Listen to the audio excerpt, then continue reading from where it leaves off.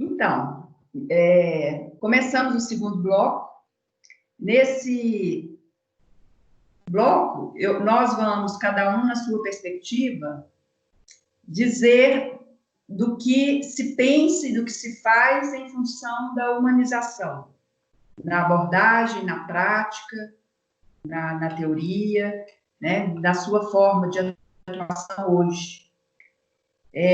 Antes, eu vou explicitar o que é que a gente está considerando como humanizado e desumanizado, ou não humanizado. Humanizar, sendo que humanizar é um processo da vida toda. Algo em nós está para ser humanizado e a gente vai encarnando e humanizando, né, durante a vida toda. E humanizado é o que está sensível, flexível, vitalizado, que permite o fluir da vida no corpo, nas relações, nas ações dentro da realidade, nos pensamentos, nos sentimentos, né? Que não fica paralisado nos bloqueios. É o ser que se sente encarnado, humanizado, se sabe desse corpo, eu corporal. É caminheiro, é buscador, assume faltas e deseja, valoriza a condição humana, é capaz da dor e do prazer. São as expressões da vida. E naquilo que o ser humano está desumanizado, ou ainda não foi humanizado, ele se percebe, a gente percebe uma desintegração, uma dicotomia do pensar, do sentir e do agir. Ou seja, eu penso uma coisa e faço outra. Então, são aquelas ações automatizadas, o que está insensível, blindado para interação, se apresenta rígido, desvitalizado, na não-vida. A pessoa está, nesses aspectos, identificada ou colado com funções, com ideias, com regras fixas, então permanece fechado. Não considera suas faltas, não valoriza as necessidades humanas naquele aspecto, não conhece e nem valoriza as condições humanas. Do que se tem que ser ou do que se é cobrado para ser, mas não inclui a informação de qual que é a condição humana.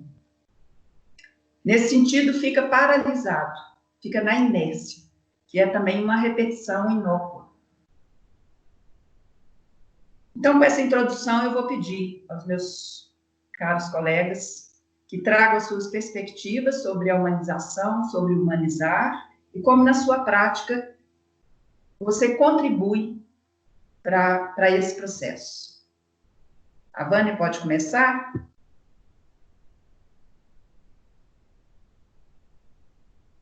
Bom, quando fala de humanização, eu lembro aqui do autor da psicologia humanista, que é o Carl Rogers. Ele é o pai da psicologia humanista, né?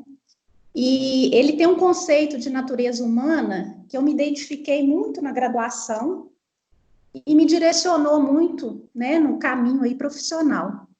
Então, o Rogers, ele fala que a natureza humana, ela é boa. Ele fala que o ser humano tem uma energia positiva dentro dele, e ele tem essa essência, né? Essa essência boa. Então, eu sempre me identifiquei com esse conceito de natureza humana, né?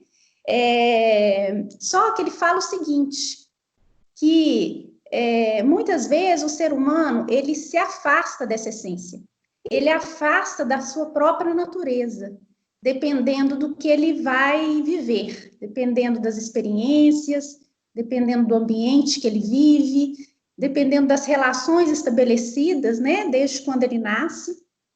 Ele pode se afastar dessa essência, por medo, por defesa, ele pode criar ali comportamentos destrutivos, comportamentos imaturos e até comportamentos antissociais, né? Mas o que eu acho interessante desse conceito, dessa visão de natureza humana, é porque ela traz para a gente relações mais humanas, ela traz uma comunicação mais humana, um olhar de mais humanidade, um olhar de mais empatia, de mais compaixão. E isso vai contra, eu penso assim, o olhar que eu vejo hoje na atualidade sobre o ser humano. Esse olhar, o Roger, ele tinha um olhar positivo, né? E eu vejo que na atualidade a gente está tendo nos dias atuais uma visão mais negativa do ser humano. E aí o que isso traz? Isso traz relações mais desumanas. Isso traz um olhar mais negativo e uma falta de empatia, uma falta de amorosidade mesmo e de compaixão, né? Então, um exemplo, né? Quando eu escuto assim, bandido bom é bandido morto, é uma fala que incomoda a minha audição e me dá uma dor no coração. Por quê? Porque se eu acredito que a essência dessa pessoa é boa, é positiva, eu penso que esse ser humano ele se afastou dessa essência, né? Então, se a gente pensar no ato em si da pessoa, que a pessoa teve, é lógico que tem que ser julgado, a justiça está aí para isso, né? Dependendo da atrocidade que essa pessoa cometeu. Ela muitas vezes não pode nem viver em sociedade mesmo, mas o julgamento ele tem que vir da justiça.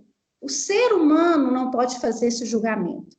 Por quê? Porque nós estamos muito distantes da história da pessoa, muito distantes, né? Então, isso, para mim, é humanização, é um olhar mais humano, né? Então, eu vejo que, enquanto profissionais da saúde, enquanto psicólogos, na nossa atuação como psicólogos ou nas nossas práticas aí, terapêuticas, a gente tem que trazer esse olhar e esse contato mais humanizado e sensibilizar as pessoas para essa humanização.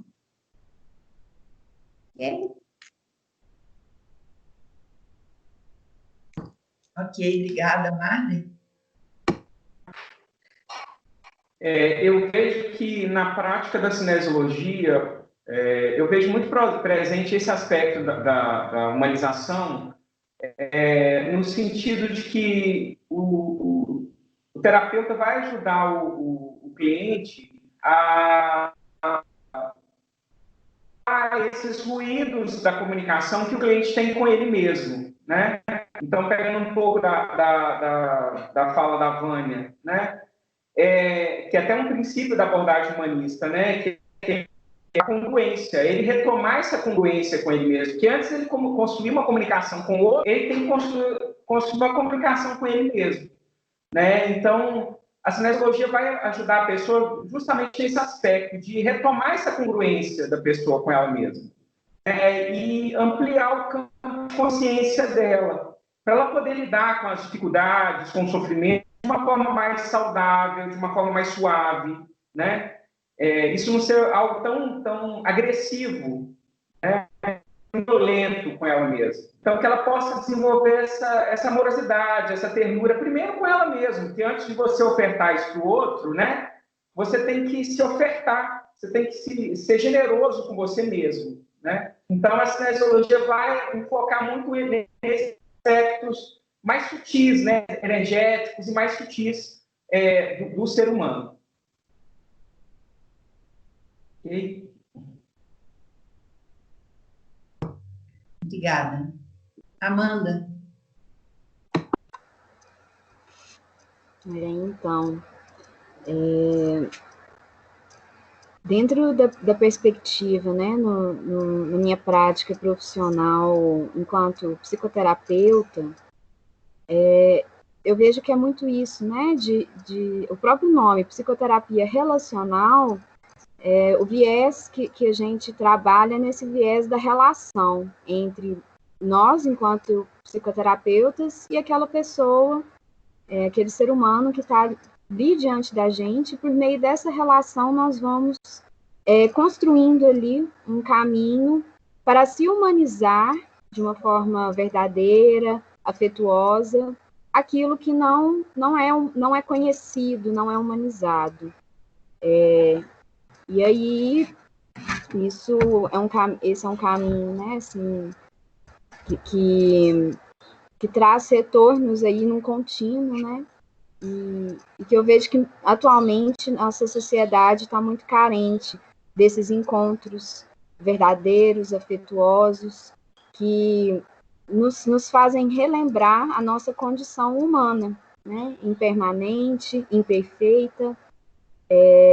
Então é isso, né? Traz aí essa carência, a importância desse trabalho. No que diz respeito à minha prática enquanto focalizadora de dança